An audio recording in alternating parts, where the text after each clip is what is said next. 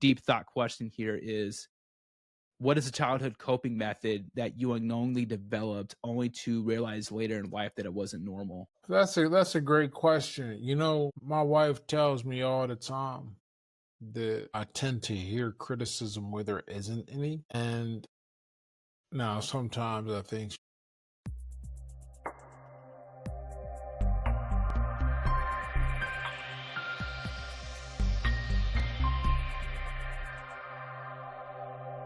Before I get started in the episode, I want to give a shout out to a few people.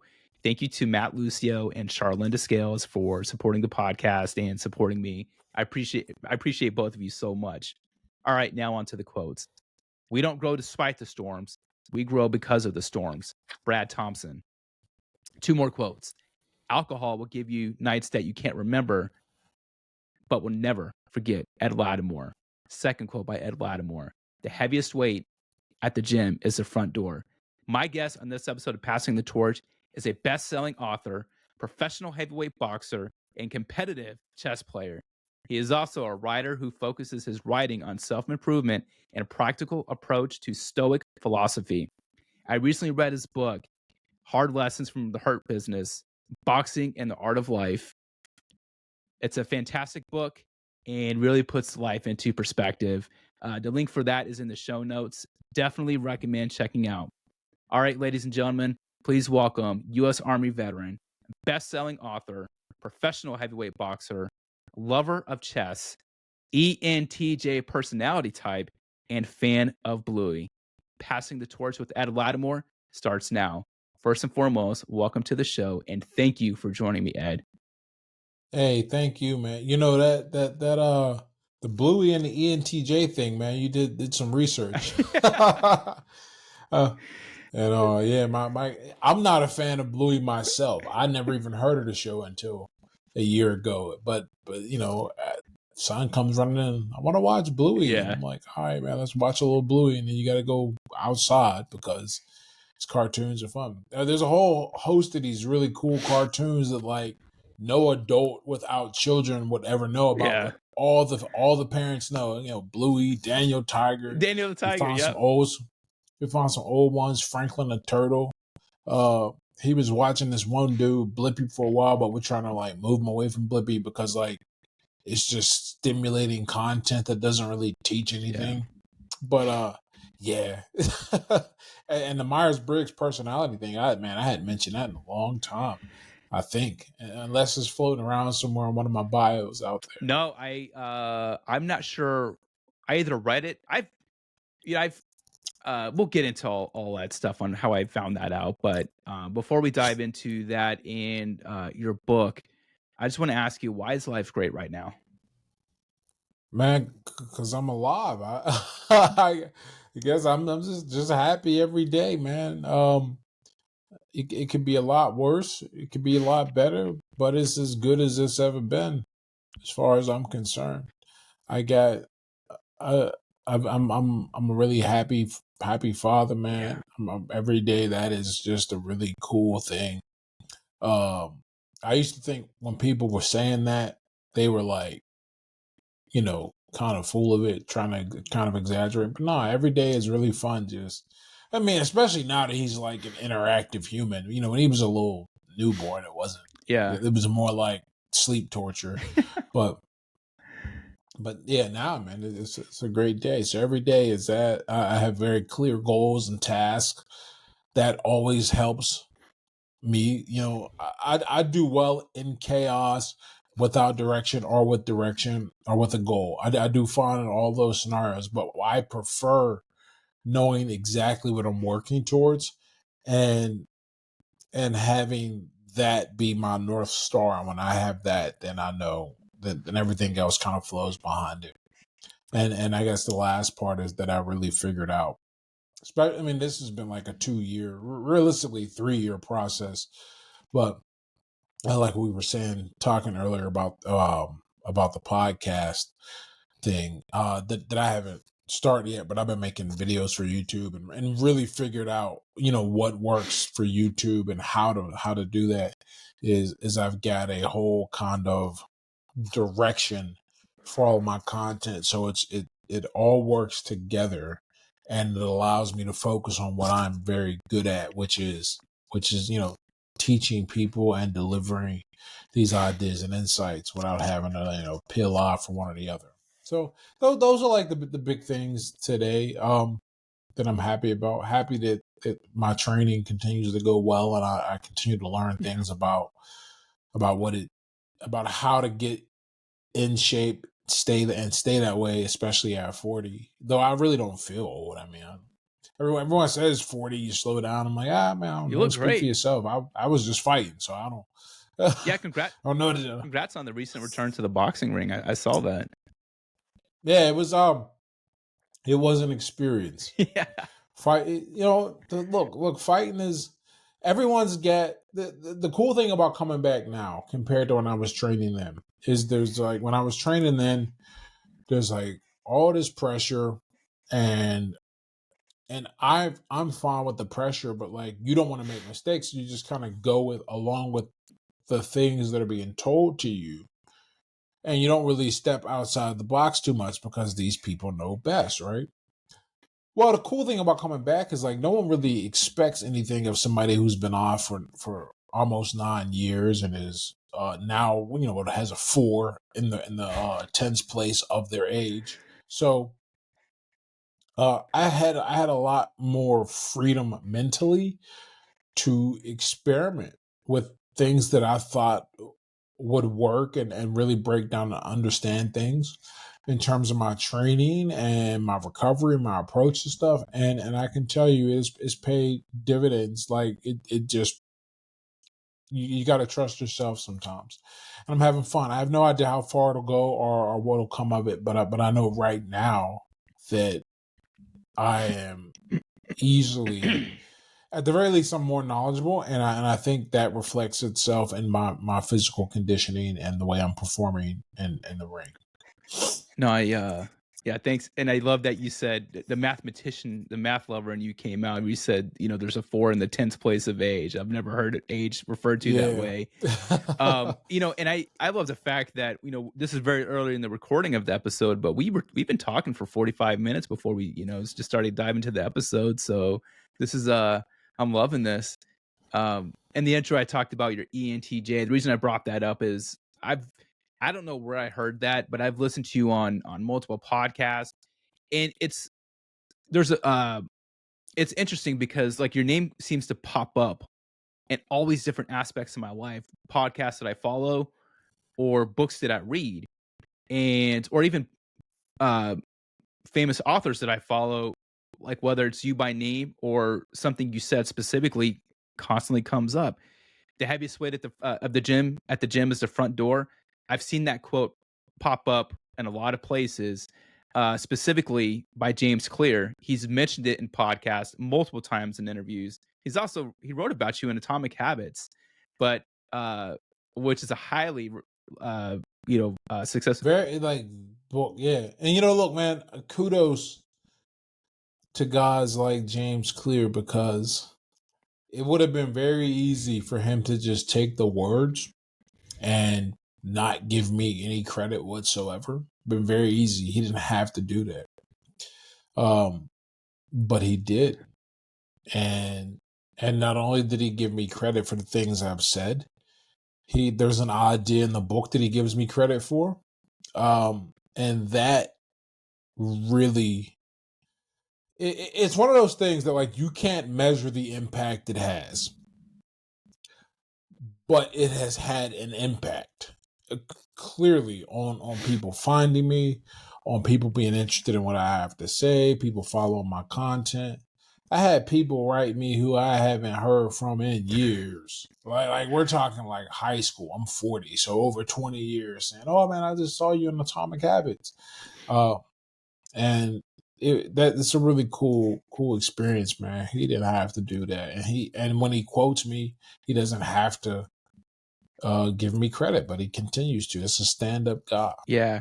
And I pay it forward. That's why look, if I say something on social media and I even think if I know who else said it, even if they don't have a big account, I give them credit because maybe me quoting them will help them grow and get exposure. And if I can't attribute it to somebody, but I know it's not my thought, I just put quotes around it. Yeah. Because that's a big deal. IP is like really important these days. People are like, oh, people just it's just words, Nah, they are, but if they reach a large audience, then they become a bit more than just words. They become, a calling card. They become a piece of business. They become, brand recognition kind of deal. I'm gonna link you up with some other people I know later on today. I'm gonna send a message. There's a thing called the Military Influencer Conference. If you're not familiar with it, it's actually coming up in September in Atlanta. But it's an annual conference, and I think like you'd be a great fit for that. But we can talk about that later offline. The reason I wanted to ask about that quote about the heaviest weight at the gym is the front door, because I know for me the toughest it's hard, right? When you face that reality, in those moments, self talk is so critical, and that's when I think of whenever I see that quote. But for you specifically, how do you reconcile that outer strength with the quiet voice of self doubt? Well, you have to realize that those two things go together. They're not, or rather, a better way to put it is that they're not mutually exclusive, nor are they contradictory. They're synergistic if you use them correctly. Yeah. And what I mean by that, I was talking about this yesterday. I don't even remember why, but the idea is like, okay, I go into a fight and I'm nervous, right?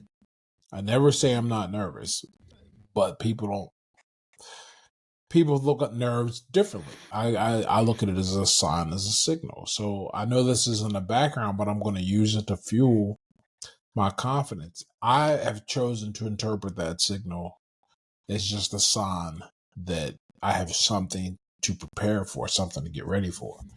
And then I go, okay, well, how well have I prepared? Well, I've prepared very well. So then I feel confident. That doesn't make the feeling go away, and it shouldn't go away because that would tell me that it's not important. And when you approach serious things, they should be important. And a fight is about as serious as it gets, at the very least, in terms of the negative outcomes that you can suffer, even if you win. So I don't see them as two separate things that need to be reconciled. I see them as two things that work together. But the key here is like, so why don't people do this? Is that they look at these I put this in air quotes, negative emotions like anxiety or nervousness or stress or self-doubt. They look at those as debilitating. They see them as like end all be alls. To me, those are just signs that I need to like work harder and bring my A game to whatever I'm facing. So you have to choose how you see that signal. You got to first accept the signal's not going anywhere. I think one of the biggest disservices they've done to the modern population is to make them believe that they should always feel good. So anytime you don't feel good, there must be something wrong. You must be depressed. You must need a pill. You must need something. How about we change that conversation and go, okay, you're depressed. What makes you not?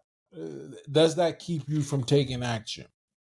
Like, is it cutting the nerves between your brain and your body that make you able to move? Does it turn you into a quadra or paraplegic? If the answer is no, then you can still take action. And look, the research is fairly clear on this.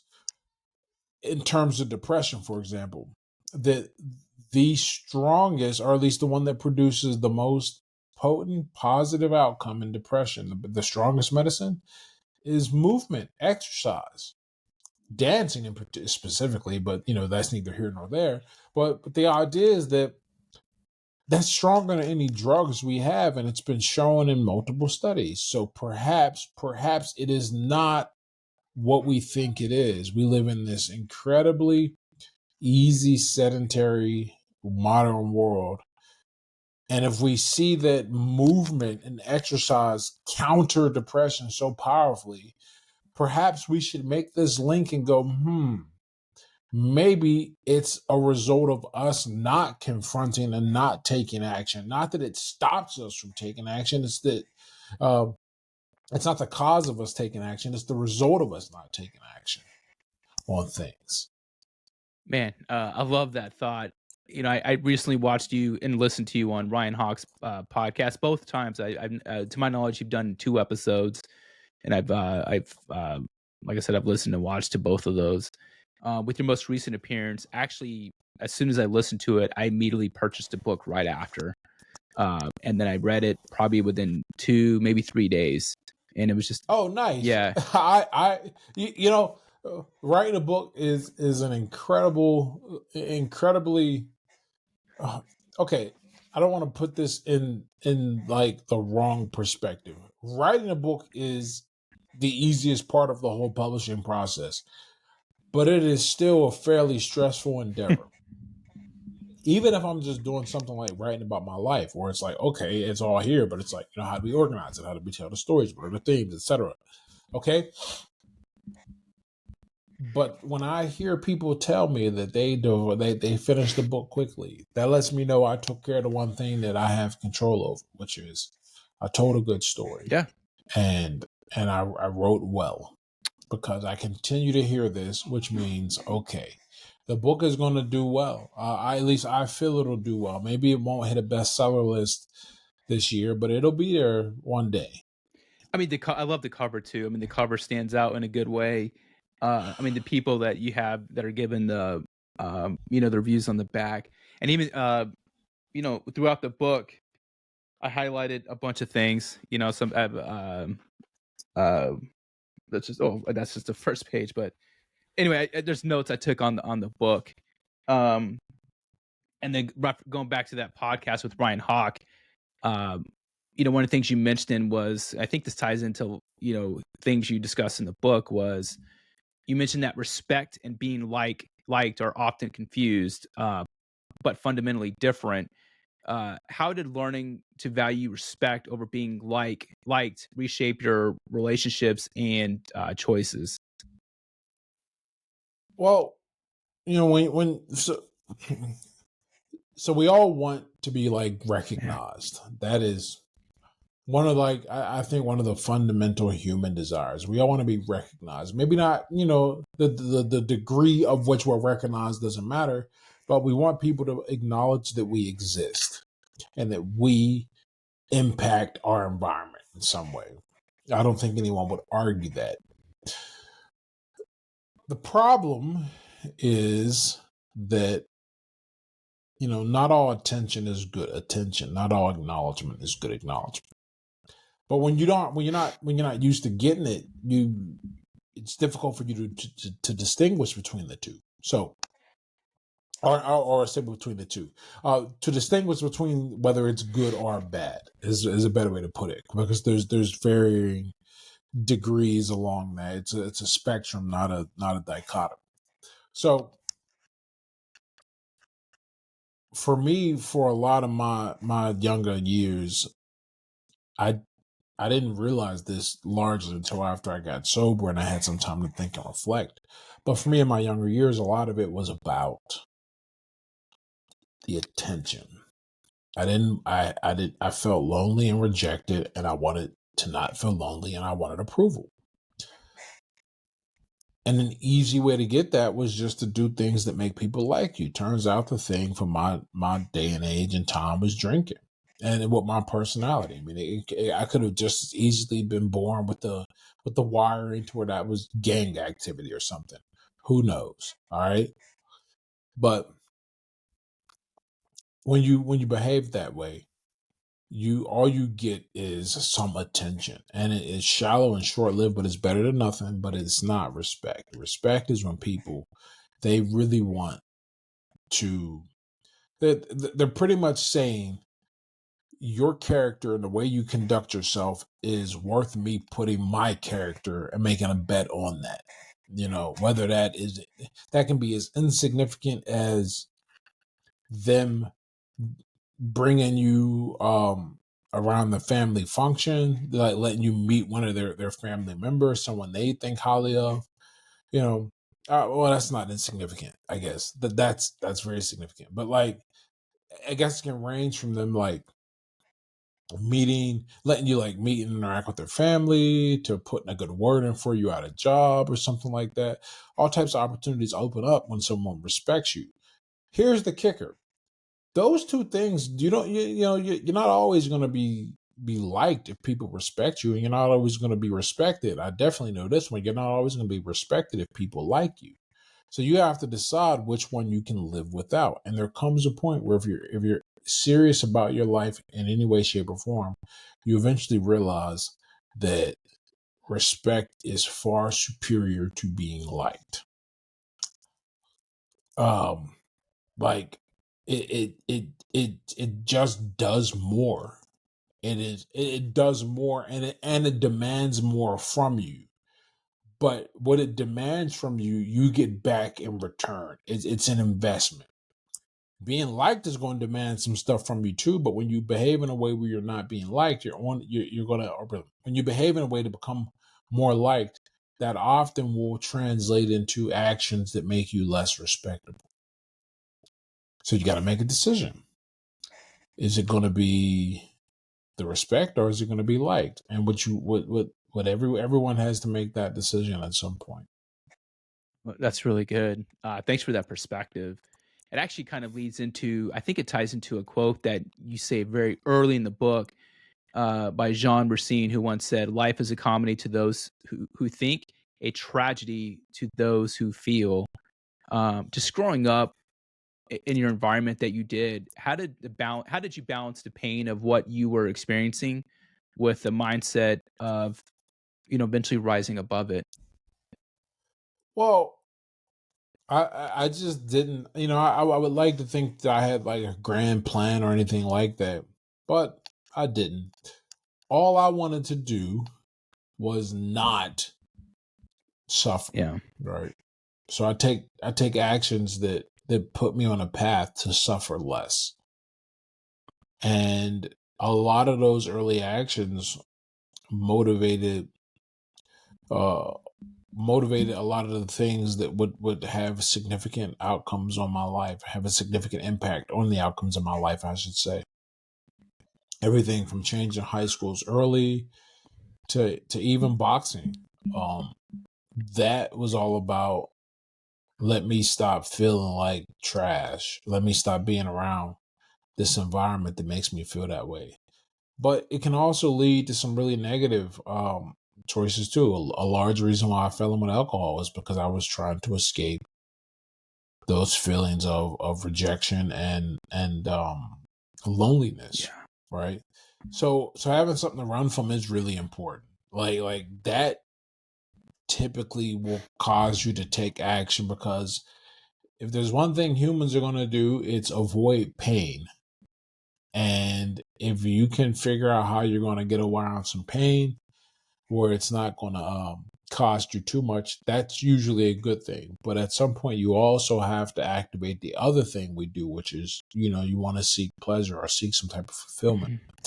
Mhm. And that is ultimately what, that, and a combination of being afraid of what could happen with the alcohol, which is, ultimately what got me sober as well. So you have to, you need both, really. Well, really need three things, I guess. You need the ability to, you need to be afraid of something. You need something you're running from. You need something you're running towards, and you need the impulse control / Mhm. discipline to make decisions that allow both of those things to happen. Did you feel like you had to choose between feeling and thinking just to survive? Yeah, I'd say that at the very Excuse least, me. Sorry. one of the things that I ended up doing really well, I talk about this in the book, is I learned to become detached, emotionally detached, because otherwise, you know, I had already seen what happened to people when they let their emotions get the best of them, and I didn't want to have my emotions get the best of me. And then on top of that, I felt powerless for a lot of my childhood, as most children, do. But that was my solution, is to detach. So, and then once I detached, you have a sense of humor about things.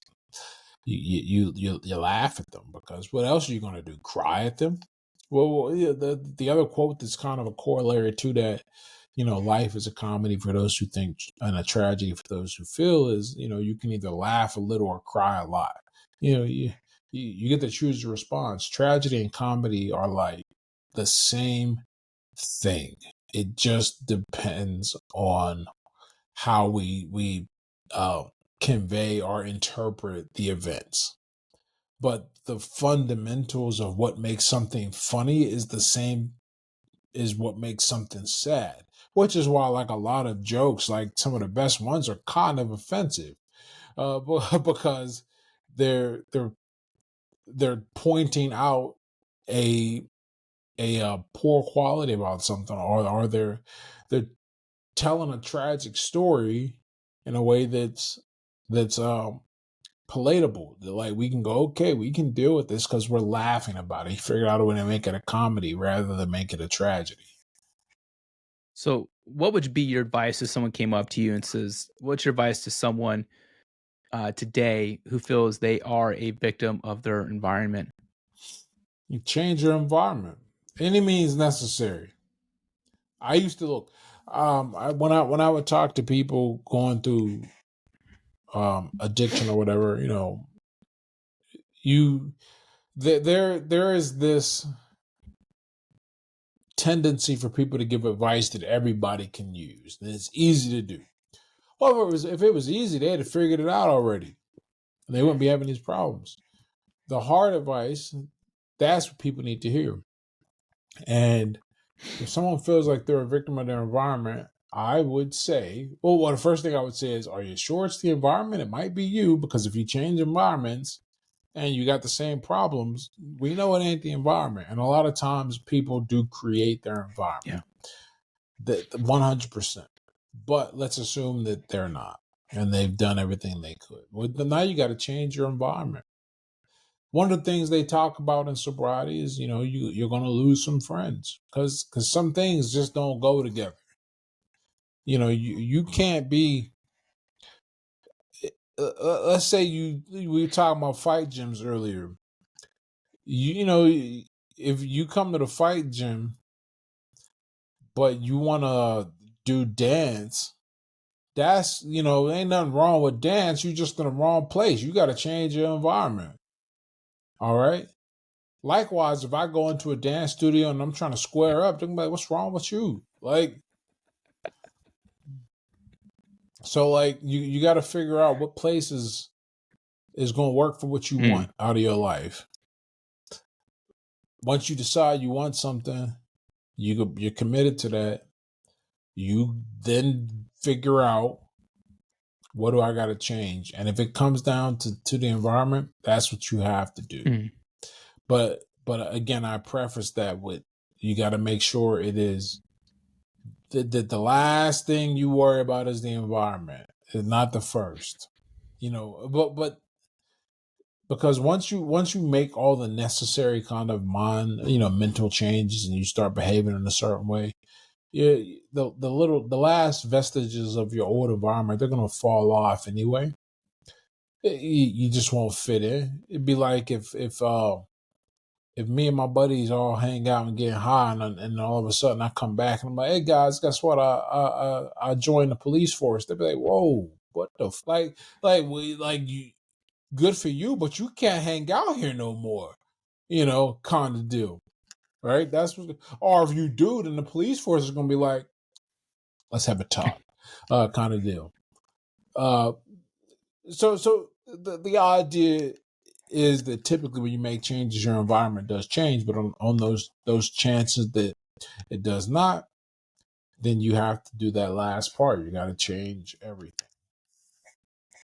I do want to just dive something real. There's something I highlighted an entire portion or section of the book with I like to use the orange highlighter. And I told myself if I ask any question, it has to be this one. But it's a deeper question, so I just want to mentally prepare you. But All right. yeah, before I come out of nowhere, um, specifically, it's actually on page 20. You talk about your quote. I think your exact quote, what I have in my notes is, "My psyche was fighting a battle on two fronts." And I think you're talking about with regard to your childhood, emotional instability and physical abuse from your mom, and then separately the physical challenges where you grew up.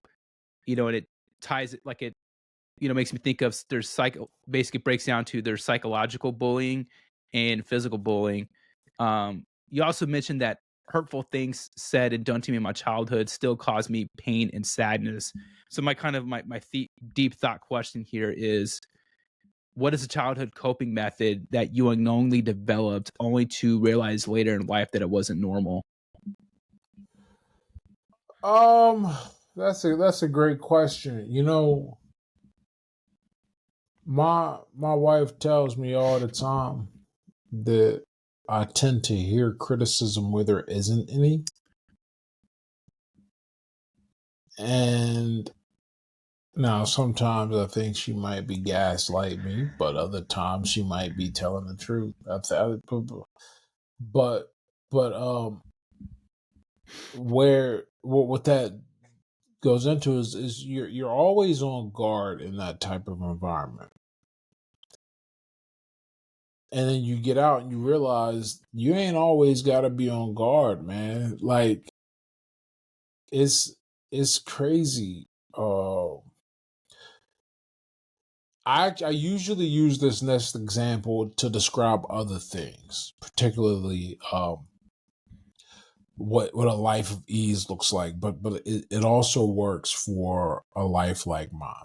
So there's this book that I love. It's called The Epidemic of Absence, and that book talks about the rise in GDP and how it correlates to the rise in food allergies. Pretty much the environment is too clean because our immune system evolved in this really dirty, disgusting place.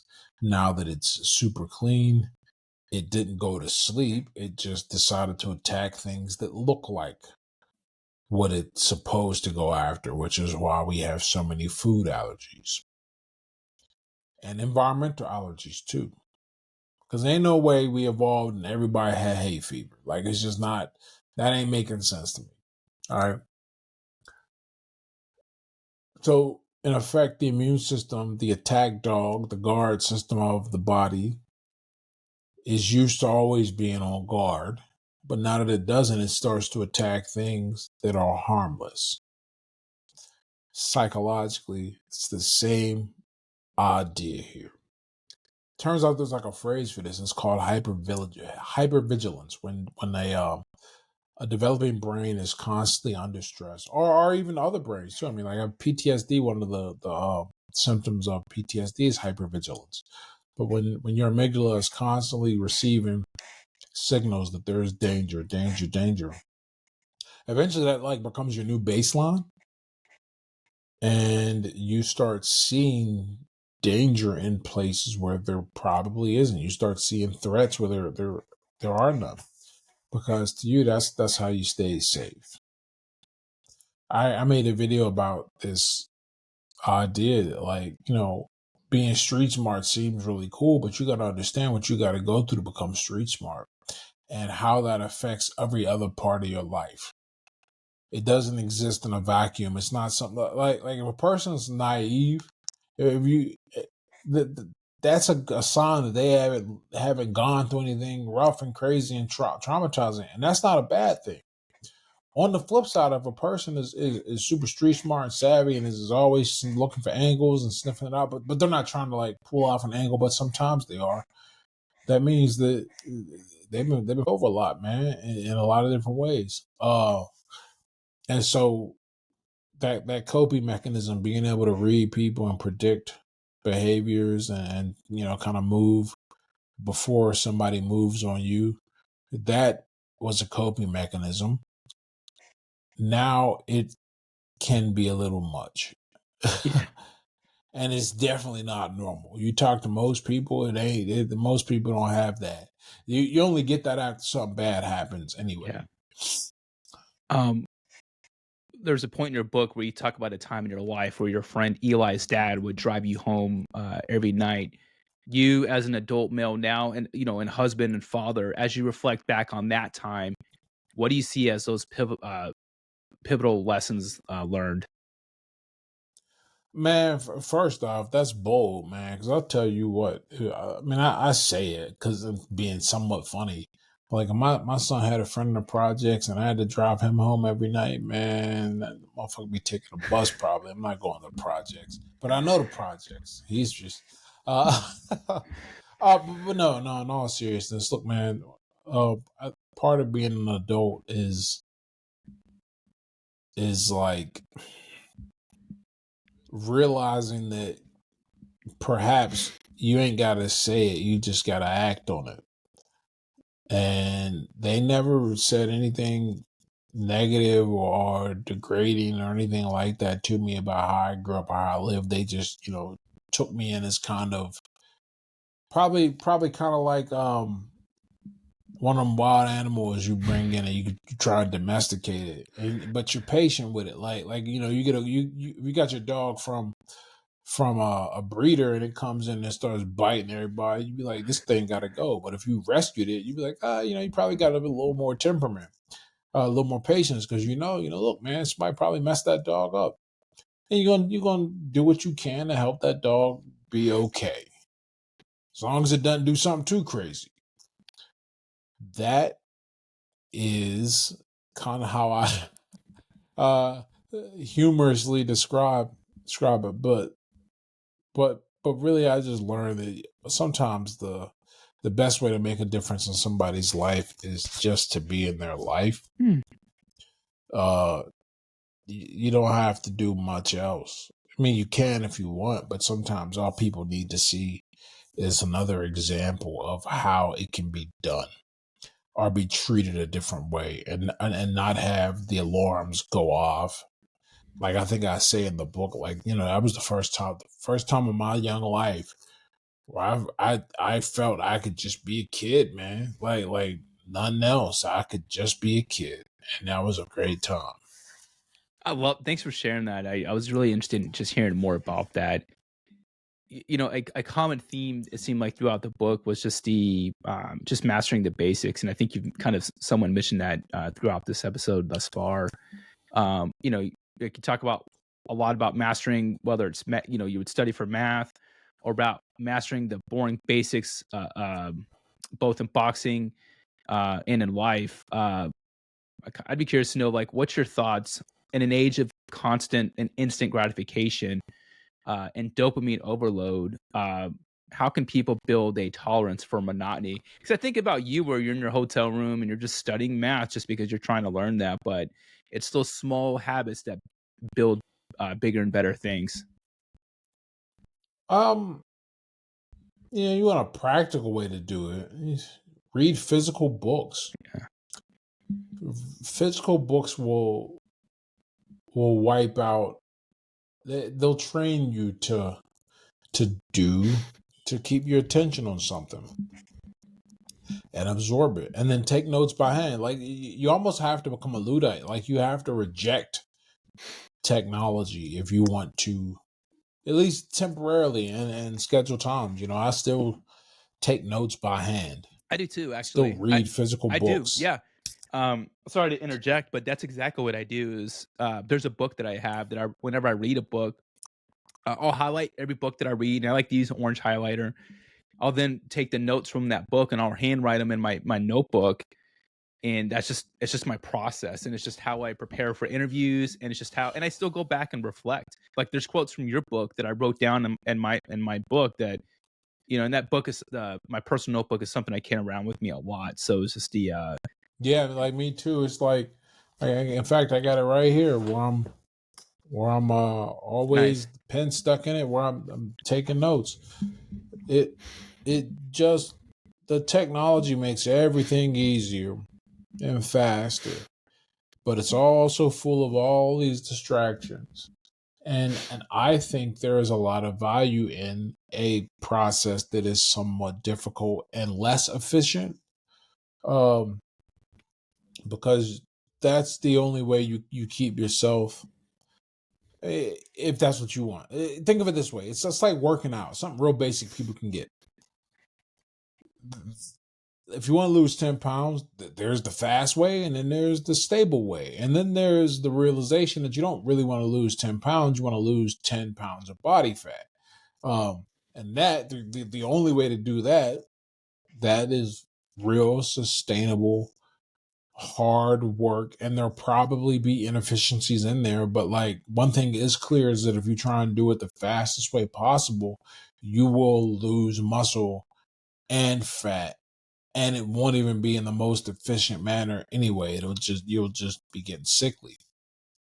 So it's like, that's why I'm still a big fan of reading physical books and taking notes with my hands. Yeah, I could type it. Yeah, I could speak it. And sometimes I use these tools, but for a lot of the ways that I try and train my ability to think and my ability to focus and not be distracted, those things help me because they're forcing my brain to interact on a medium that is not full of inherent distractions.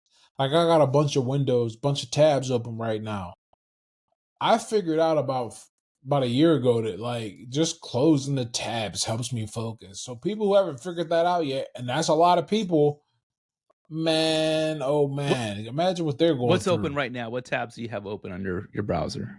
Man, my mail's open. I got a spreadsheet where I'm tracking the people for my seminar. I got a Google Doc. I got Ahrefs open so I can check some keywords. I got a Shopify thing up with my collabs link. The 2 Riverside links that are up, and I got a thing up from Gorilla Mind where I was looking to see what the activation, what the affiliate codes were. And that was just stuff I was working. Oh, and my Chat GPT is up too, and a YouTube. So it's like I'm losing track of the stuff that's open. And Passing the Torch podcast, you forgot to mention that window was up too. Yeah. Oh, well, no, I did say the 2 I'm joking. Riverside links. Yeah. I'm joking. Hey, I want to transition to some lighter topics, some miscellaneous questions. There's no rhyme or reason. They're kind of all over the place, but they're meant to be fun questions. One of them is actually a callback to the opening when I talked about your personality type. Again, I've heard you mention, I'm not sure where, but it's been in some podcast or I read it somewhere that you are an ENTJ personality type. Shout out to all the Myers-Briggs fans out there because I know that's that's a popular one. But so I actually used ChatGPT to come up with a question, and the prompt that I used was provide a podcast question for an ENTJ personality type who is a pro boxer, grew up, had a rough upbringing, is an author, and is a military veteran. So that's the kind of Oh, this should be yeah. interesting. So I'm this is a super question that curious. ChatGPT gave me. How, and I have to read it so I don't miss it. So I get it right. How do fighting in the ring and writing on the page each reveal who you really are? Well, they're both hard, but for different reasons. And it's more like how you confront those difficulties. That's what's going to reveal who you are. I'll start this with a story, and it'll come full circle. We had this guy come into the boxing gym when I was an amateur fighter, and he wanted to fight. So he starts training, starts fighting. He wins his first 9 or 10 fights. So he's doing pretty well. And then he loses his 10th fight, or his 10th or 11th. He loses whatever fight that was. And the way he lost was pretty rough. He got stopped. You don't see a lot of stoppages in amateur boxing because there's headgear and bigger gloves and all that, right? And he wasn't a heavyweight either. He took like a week off, then he texted the coach and said, "I don't think boxing is for me." That always stuck with me because I tell people to fight to see if they like it. I say, don't make a judgment till you've been in for about a year. The idea being that, like, within that year, you're going to win some, you're going to lose some, you're going to see what it's about. Never have I encountered or thought I would encounter a scenario where somebody was winning, and then after one loss, they were like, "This ain't it." Now, if he had like lost his first fight and did that, it wouldn't be a story. It would just be what happens usually, but it would, to illustrate the point. But I bring that up to say, look, everybody is happy and everything is all good when things are going well. What's that saying? Like, everybody's a good sailor during calm seas. The thing about fighting is that there ain't never any calm seas, man. Like, at least not for very long. Whether that's in training, whether that's in sparring, whether that's in the psychological aspect of it, like you can't handle the stress of getting hit, but it's not that, or you can't get your nerves under control. It's always gonna be something, and pushing through that's the only way to become better at it. So you get to learn, you get to see who has the grit to finish something. And it's the same thing in writing, because what is writing fundamentally, right? It's taking something that doesn't exist, an idea, and giving it shape. I mean, that's all creation, but it's doing so on a medium that other people are going to like. It's done to be seen by others and get feedback, whether that's in direct feedback, like this is good, this is sucks, or it's indirect feedback, like your sales are low, your sales are high, but that speaks more to a marketing aspect. But either way, when you write, you are taking your thoughts and sharing them. And sometimes they ain't going to hit. But success is not going to be quick. I think I have over 200 articles on my website, or at least that I've written. I've taken some down, but like over 10 years. And I'm still not as good of a writer as I'll probably be in 5 years. I have 3 books. My first one with a house. Like it took me 2 other books to get a book deal, pretty much is what I'm saying. And imagine if I was just like, oh, okay, I got some followers here and I got some, my blog had a little bit of a hit, and then AI comes and disrupts the whole SEO thing. And I'm like, you know what? I'm done creating content. I'm done writing. Well, that's how some people are. And in both instances, in both boxing and writing, you're going to have to be gritty. And I use that word precisely. Like, grit is your ability to persist in the face of shortcomings or disappointments. You're going to face a lot of those in boxing and in writing. But it is, how badly do you want it?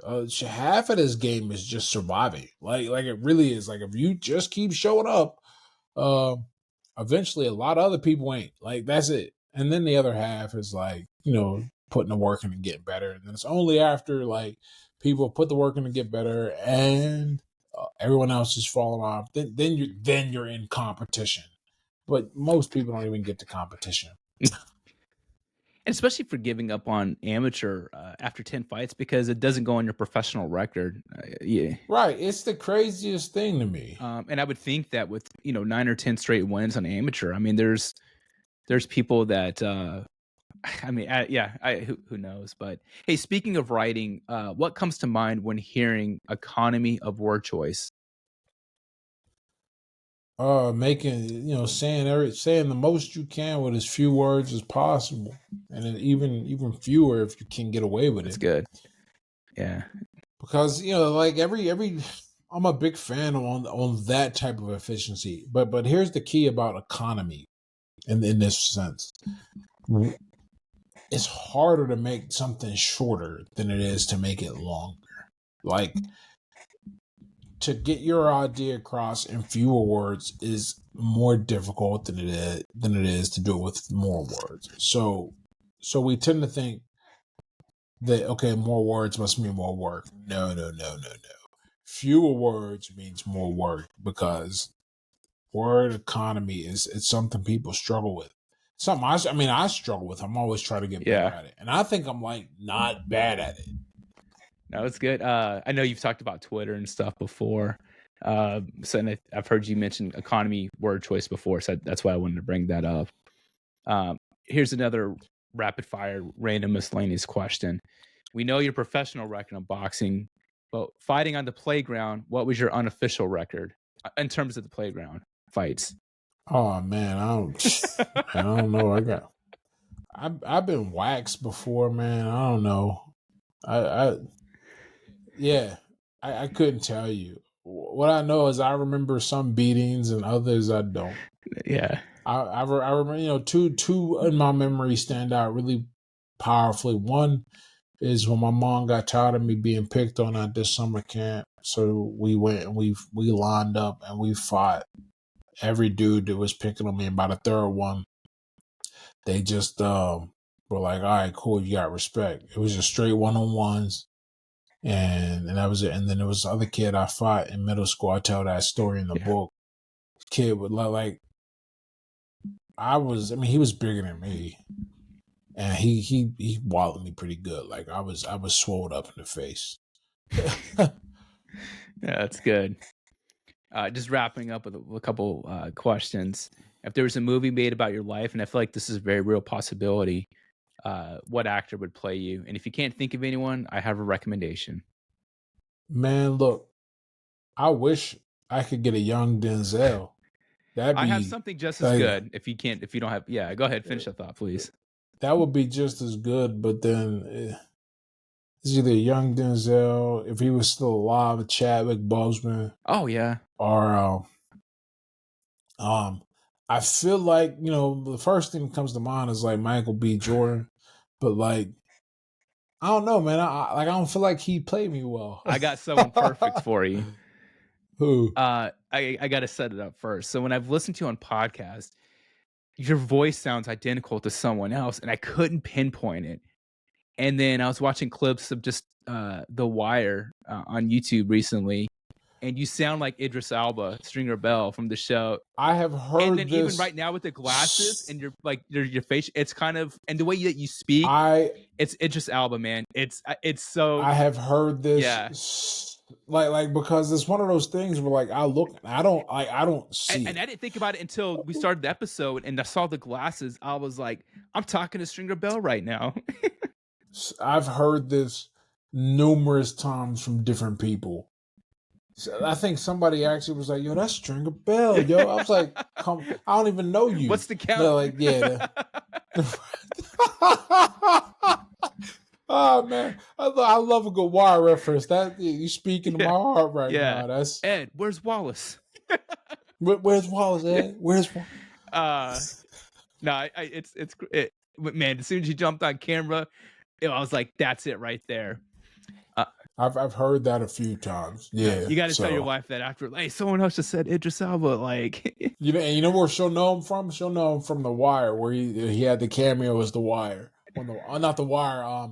The Office. Man, I love that cameo because I was like, man, that's what happened to Stringer Bell, man. He's in the witness protection program, and he went corporate. All right, so I know for me, there's so many things that resonated with me in your book, and I feel like the hardest conversations I have, the hardest conversations we have are often with ourselves. But I'm asking you to finish this sentence, and this is something I've started doing. For you personally, to finish this sentence, I want to and the whole intent is to give ourselves some gratification and affirmation. But I want to thank myself for. Oh, I want to thank myself, man. The first thing is I want to thank myself for getting sober. That's like the first thing that comes to mind. Like it is the best gift I've given myself by far. I can't think of. I mean, I guess more generally, I want to thank myself for having a strategic mind.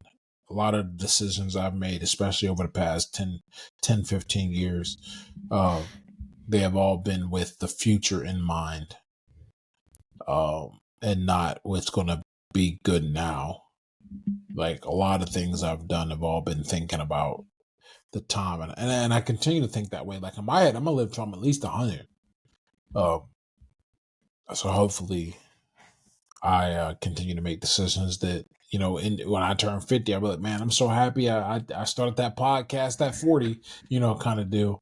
Yeah, no, that's really good. I like that answer. If there was a giant billboard with your picture on it, and then like it has a bubble, like an air bubble across atop above it, it says this is not Stringer Bell. But if there was a giant billboard with your picture on it for the world to see and message, what would you want that billboard to say, and where would you want that billboard to be? The difficulty of something is irrelevant if it's vital to your success. And I mean, where everybody, no place in particular. Maybe I guess New York, where most people are. Yeah, that's good. That's real popular. All right, I just have two real quick final questions. There were just so many things you would say, and I'm like, oh, I want to talk about this, but man, you're such an interesting person, man. It's just and I want to do what I can to support you. What one piece of wisdom would you pass on to the next generation of people to help them light their own torch and carry it forward? Oh man, one piece of wisdom: people ain't perfect, and neither are you. That's good. That's yeah. Don't expect people to be perfect, but expect them to do the best they can. And then likewise, don't expect yourself to be perfect. Just do the best you can, and you'll find that you can mitigate or eliminate a lot of problems. Or I'll say it this way: the way I tell people. Another piece of advice too is that if you have to think about it, you already know it's wrong. You're just gathering up the courage to break your own heart. So if you can get a moral compass, you can also save yourself a lot of problems. That is an excellent thought. Thank you so much for sharing that. Ed, do you have any final ask of the audience or anything that you want to push or any request? I just want the audience to check out the new book. Yeah. It's the best thing I've produced, and I think there's a lot that can be learned from it. And I put a lot of heart into it. I could feel it. I mean, I know that's not why people buy books, because I did something. It's because they are interested in it. But if you got anything from this conversation, check the book out and go for it. And I read the book too. I read the whole damn audio book. 3 days in the studio, 8 hours. I see why they have to pay people to read books, even the author, because you probably don't think about this because we don't do it. But once you read a whole 70,000 word book out loud, that's not something you do every day, and your brain is going to break. Funny story about that: when I was reading the first day, we were actually behind because I left my glasses, and I didn't realize how bad my vision was in terms of reading. I couldn't, I just kept making mistakes. Finally, I had to close my right eye because that eye is bad, but my left eye is like good. And it still didn't really speed things up, but it was okay. I came with my glasses the next day, and we got ahead of schedule. What can I do for you? How can I best serve you? Hey man, you were talking about those connections, the podcasts and the conferences. Oh, that would be great because I'm leaning into speaking. That's part of what I was talking about with the whole business and brand of me, and understanding where I'm strongest and where I can give the most value. This I'm really building up my speaking business over the next year. I've already got three gigs, maybe four, but that person just kind of didn't answer back yet, or rather they reached out to me. And the speaking people have reached out to me to speak before. The difference is I was like, because I thought you had to create a new speech every time, and I was like, man, these people have talent. I can't do it. Like, nope. I just got to polish and deliver a really good talk, which is what I'm working on now, and I'm really excited. So what I'm gonna do is I'll message you later on Instagram, or do you prefer LinkedIn? What do you? I'm Okay, either one. yeah. Because I know you responded to me on one. I just don't remember which one it was, but I'll send you the link to that conference. So you should check out the Military Influencer Conference. And I think the application to speak has closed because it's next month. But if you want to put on your calendar for next year. But even more importantly, if you get Yeah. a chance to go, and I'm telling, it's a veteran conference, but it's a bunch of like-minded entrepreneurs and people just trying to network and collaborate. And if you're trying to grow, man, it's a place like Montel Williams is a keynote speaker at it this year. Oh, no And kidding. it's just, Well, there yeah, you go. it's just stuff like it's, or Donnell Rawlings, who a lot of people don't realize was in the Air Force. Oh, no Yeah, he was kidding. Donnell Rollins, like Ashley Larry, yep, right? yep, yeah. And as a matter of fact, him and John Stewart was in the military. It's military veterans or people who support the military. So Gary Sinise, Yeah. and for you, like you're gonna stand out. And I don't get anything from this. I just want to see you thrive, man. And I think I could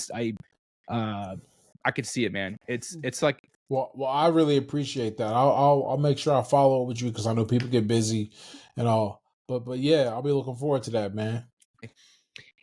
Awesome, man. Well, thank you, and this has been awesome.